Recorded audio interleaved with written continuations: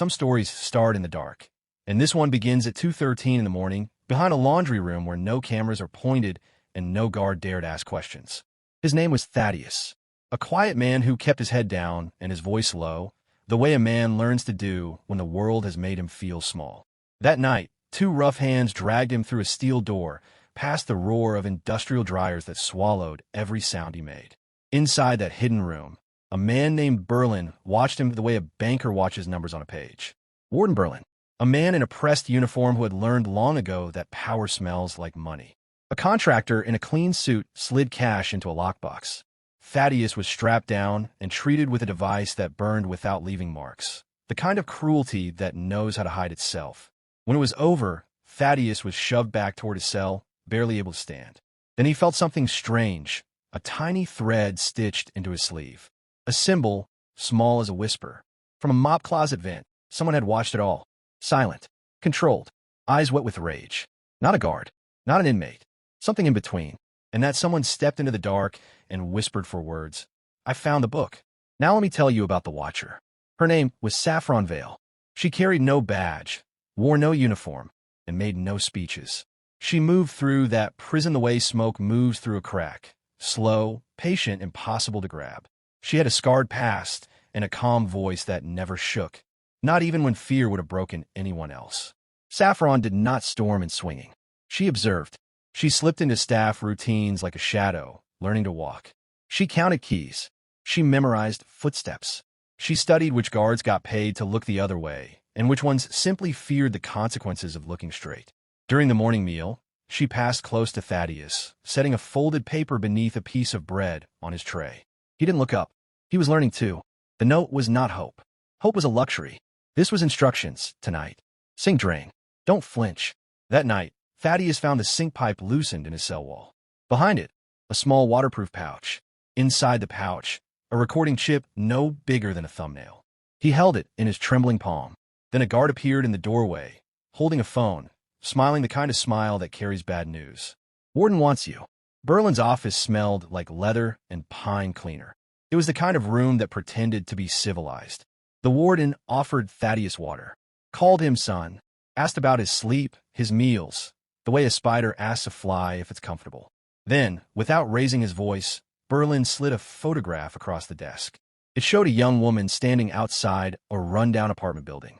Thaddeus recognized the cracked steps, the rusted railing, his little sister, standing there, not knowing she was being watched. You're valuable, Berlin said, leaning forward like a man sharing a secret.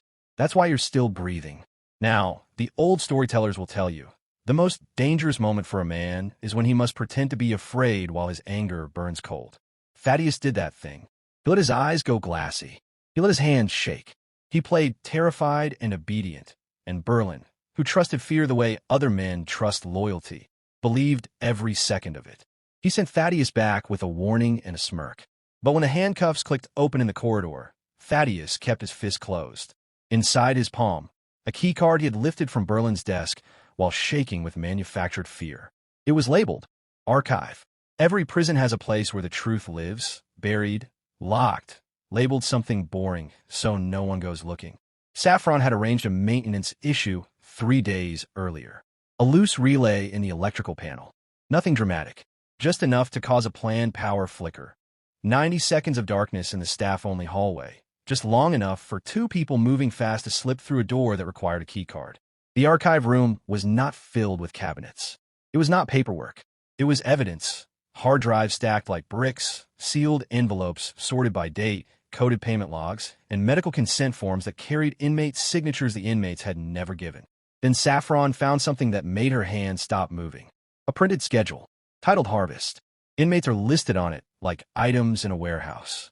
Quantities, dates, procedures. Not treatment, not medicine. Inventory. Her eyes burned, but her hands stayed steady. She copied every file onto the chip, working without a word, without a wasted second. Then a soft beep. Somewhere in the ceiling, a motion sensor they had not seen blinked red. The lockdown alarm began to rise. When a lockdown hits, doors slam like thunder, and the whole building holds its breath. Saffron shoved Thaddeus into a vent crawl space and took the corridor herself. pulling a stolen staff jacket over her shoulders before the first boots rounded the corner. She moved with the chaos, not against it, the way water moves around stone. She needed a distraction, so she made one. A small fire in the kitchen, laundry chemicals, and a loose heating element, harmless but convincing. Smoke rolled under the door. Guards rushed toward it, radios crackling, boots hammering the floor. In the confusion, Saffron slipped to the infirmary. Her name was Eulalie. She lay on a cot, pale and trembling, her name written in red marker at the top of the harvest list, next in line for that hidden room. Saffron helped her up without ceremony, without wasted words. Just a steady hand and a direction. Eulalie was smuggled into the laundry supply cage before the smoke cleared. Alive. Safe. Rescued from whatever tonight had planned for her. In the security room, Berlin watched his monitors with the calm of a man who has never lost at anything. He studied the footage. He studied the movement. Then he spoke to no one in particular in a voice like cold water. Bring me the one doing this. Every cage has someone inside it who hates the lock, but fears the key. His name was Orson Pry, a guard with shaking hands and something small and heartbreaking on his keyring. A hospital bracelet. His child's name on it, faded from handling. He had touched it so many times the ink was nearly gone. Saffron had been watching Orson for days. She saw the way he walked. Not like a man with authority, but like a man carrying something heavy and invisible. She knew the look. She had worn it herself once. She found him in a supply corridor and stepped out of the shadows without drama. Orson flinched, then stilled. She spoke quietly, like someone who had already decided to trust him before he earned it. He confessed quickly. The words came out like they had been pressing against his teeth for months. Berlin had used him to escort inmates to the profit room. The pay was just enough to keep him guilty. The threats were just enough to keep him silent. Saffron offered him something dangerous, a way out. Orson handed over a hand-drawn map, tunnels beneath the facility, camera loop windows, access timing scratched in pencil. Then his voice dropped. But Berlin has a fail-safe. He looked at the floor. If he thinks he's exposed, he'll erase everyone. Now the story turns darker, child. Pay attention. Saffron broke into Berlin's private storeroom during a shift change, moving through the tunnel gap Orson had marked. The room was ordinary at first glance. Shelving, equipment, storage crates. Then she found a locked cabinet in the back, behind a stack of maintenance logs. Inside, labeled syringes arranged in neat rows and canisters with valve caps painted a dull gray. Not medical supplies. The syringes were sedatives, mass dosage. The canisters, if released into the ventilation system, could drop every person in 3 cell blocks without a single door being forced. Berlin had built himself an exit plan. If he ever felt the walls closing in, he would call a riot, a medical emergency, a tragedy, and he would walk away clean. Thaddeus, standing beside her, felt something break loose inside him. His fist closed. His breathing went ragged. "We end it tonight," he said.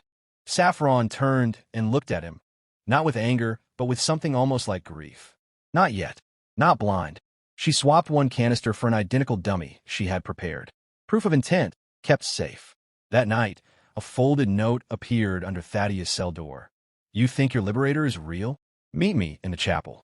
The chapel was the quietest room in the prison. Candles flickered. Wooden pews sat empty. It smelled of old hymnals and cold stone. It was a trap, of course. Anyone paying attention could see it. But Saffron paid attention to everything. A camera lens sat hidden inside the board on the wall, small, patient, watching. Berlin had baited Thaddeus to draw her out. The moment Thaddeus crossed the threshold, heavy door slammed.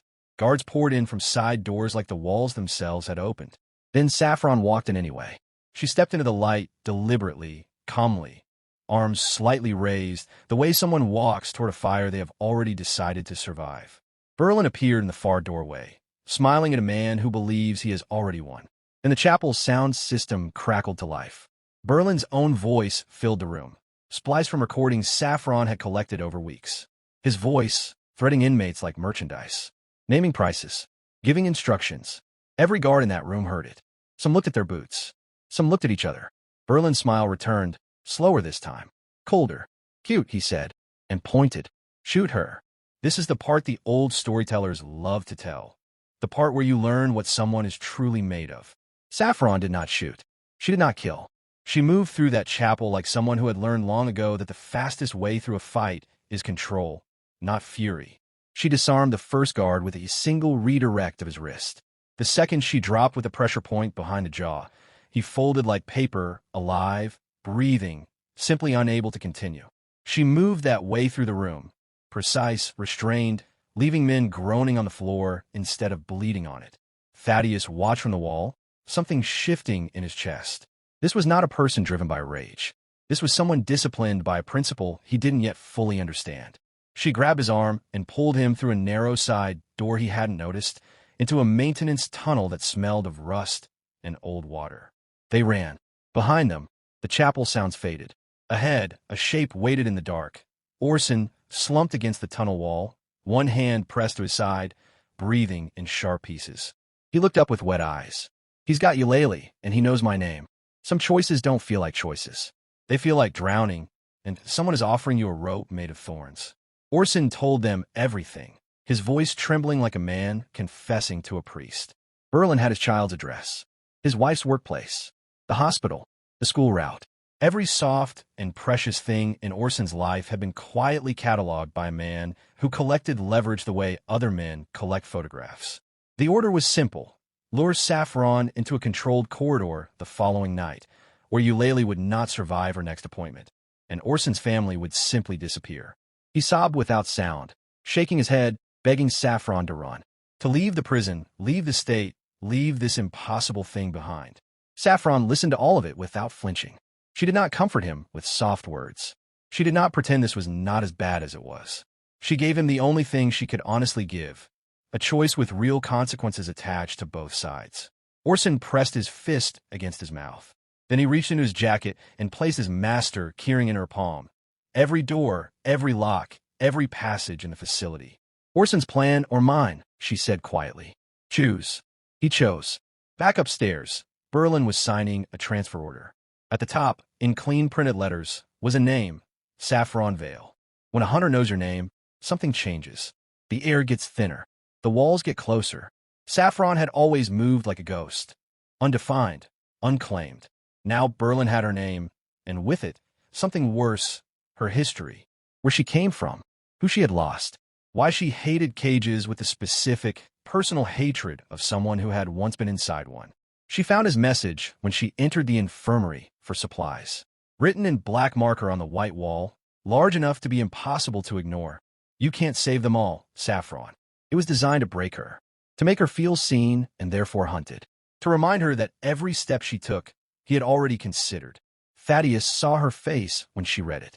For one breath, just one, something cracked behind her eyes. Then it closed again like a door shutting quietly in a storm. She turned that fear into something with an edge. She began searching for the prison's external data uplink, a narrow technical window built into the facility's communication system. Old infrastructure, rarely used. If she could reach it, the harvest files could be sent beyond these walls to people Berlin couldn't silence. She found the terminal within the hour. Then her stomach dropped. The uplink required a biometric scan. A fingerprint. Only one fingerprint would work. Berlin's. A lie, told correctly, looks exactly like the truth. Saffron needed Berlin's fingerprint without alerting him. She could not steal it from a surface he had already touched. The man's office was wiped daily by a guard assigned to nothing else. She needed it fresh, pressed hard, and clean. So she built a crisis from nothing. Laundry chemicals, mixed in a specific ratio, produce a smoke that smells chemical and alarming without producing flame or real danger. She released it in a yard at shift change, when a maximum number of people were moving. Chaos bloomed like a flower. Berlin came personally. He always did when his facility appeared threatened. He stormed into the incident management room, grabbed the urgent clipboard Saffron had staged, and signed the incident report in hard, impatient strokes. Then he slammed it down and left.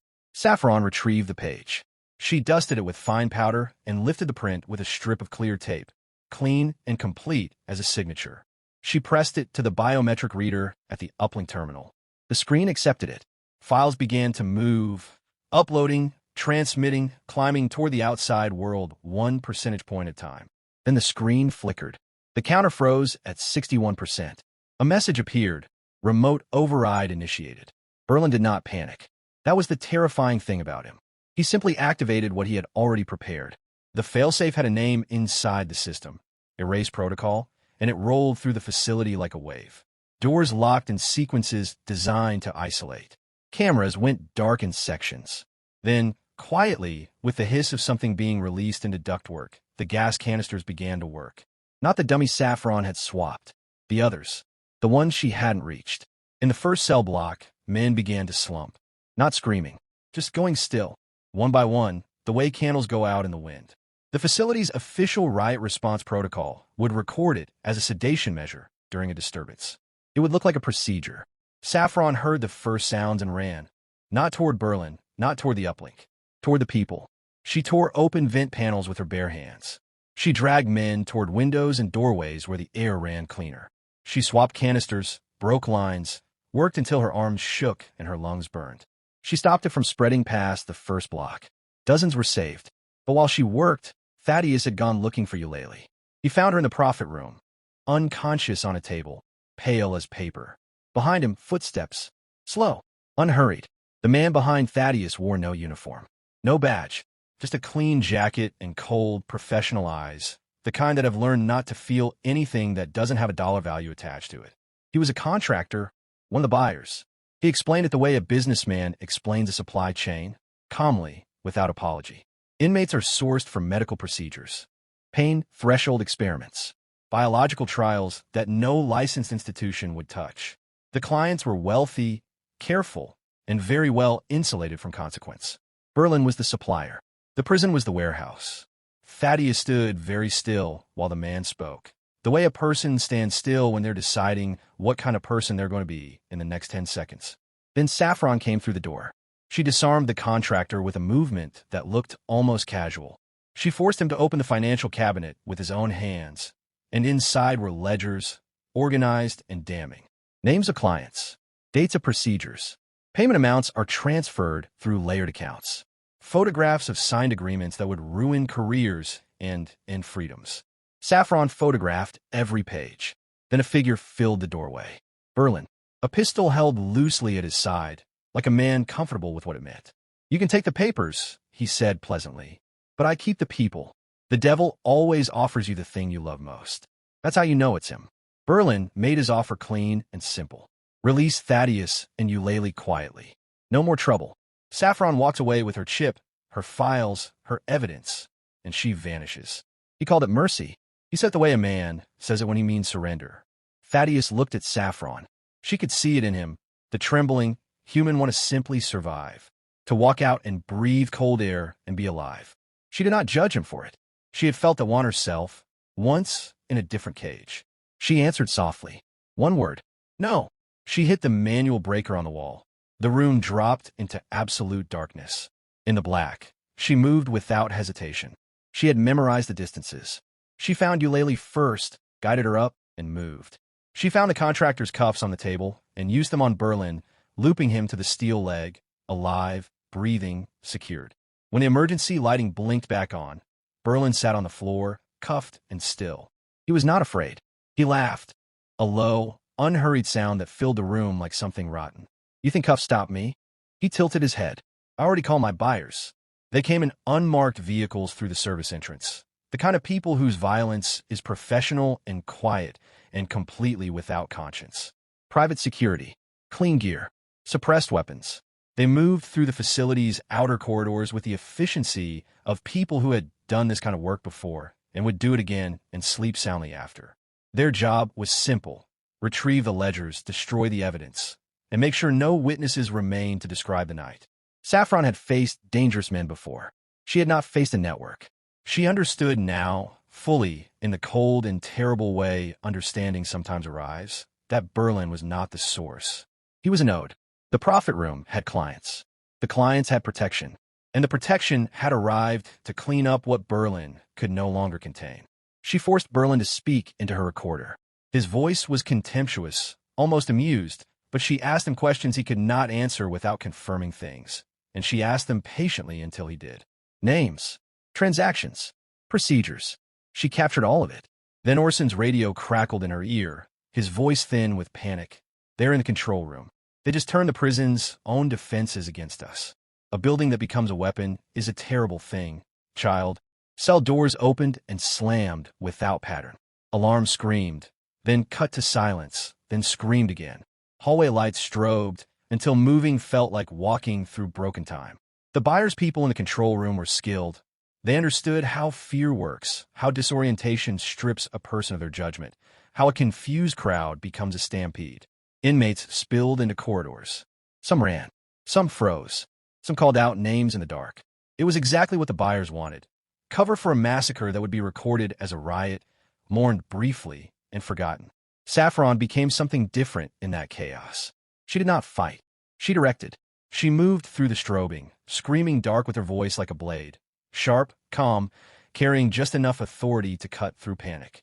She called out directions. She named landmarks. She put her hands on her shoulders and turned people toward safety.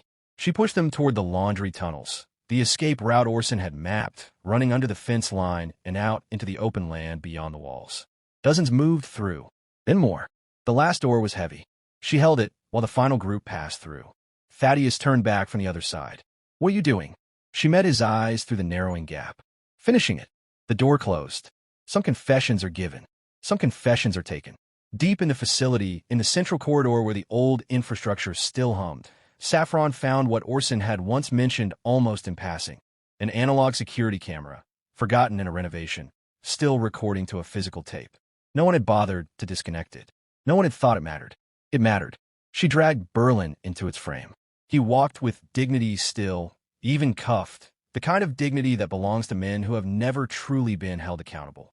She positioned him where the cameras I could see him clearly. Then she placed the harvest list on the table in front of him and told him to read it. He refused. She waited. There's a kind of patience that is not passive. It is pressure applied without movement. Saffron had mastered it. She said nothing. She simply stood in the silence she created and let it become unbearable. Berlin read the list. He confirmed the payments. He named the procedures. His voice was flat and furious, but it was clear. Every word was clear. And he tried to spit. She held his chin steady. "Say it all." He did. When it was done, Saffron let out a slow breath. Then she looked down and saw it. A red laser dot trembling slightly on her chest.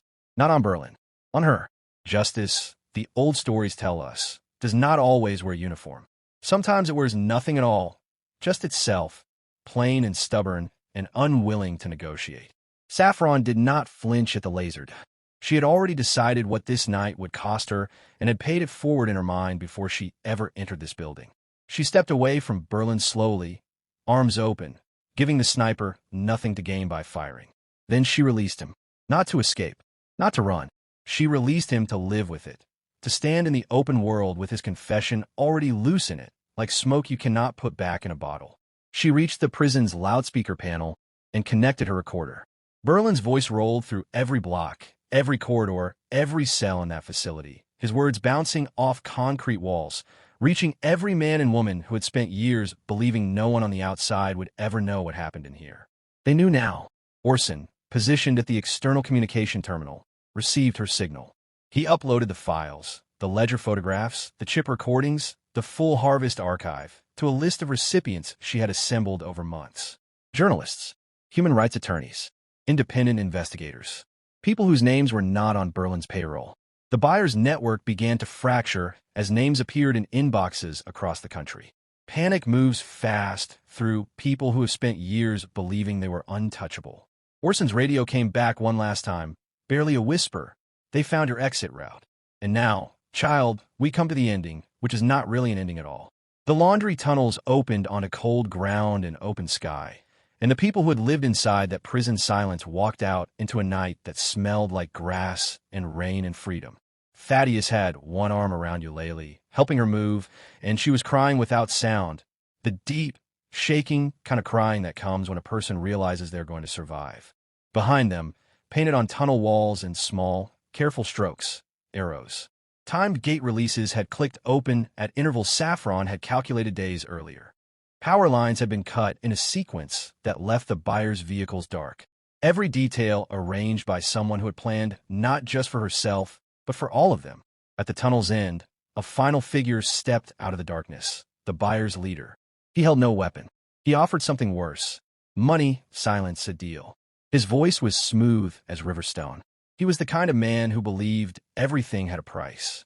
Saffron reached into her jacket and dropped a sealed packet at his feet. Backup files. Sent by mail 3 days ago to 12 separate addresses. Set to publish automatically if no cancellation signal is received. The signal had not been sent. The man looked down at the packet, then up at her. Then his certainty left his face like water leaving a cracked cup. The buyers scattered. Berlin's world collapsed behind him like a building whose foundations had finally given way. And the people who had been inventory walked across open land toward the first pale light of a new morning. Thaddeus turned at the edge of the field. Saffron was gone. Only the symbol remained, small and carefully stitched into the fabric of his sleeve. And in his pocket, a note, folded once. Don't worship me. Become me. If this story moved you, surprised you, or kept you hooked, make sure you subscribe and join this growing channel of story lovers. There are many more unforgettable stories coming soon from Mr. James' voice. Stay tuned. The next one might be even more shocking.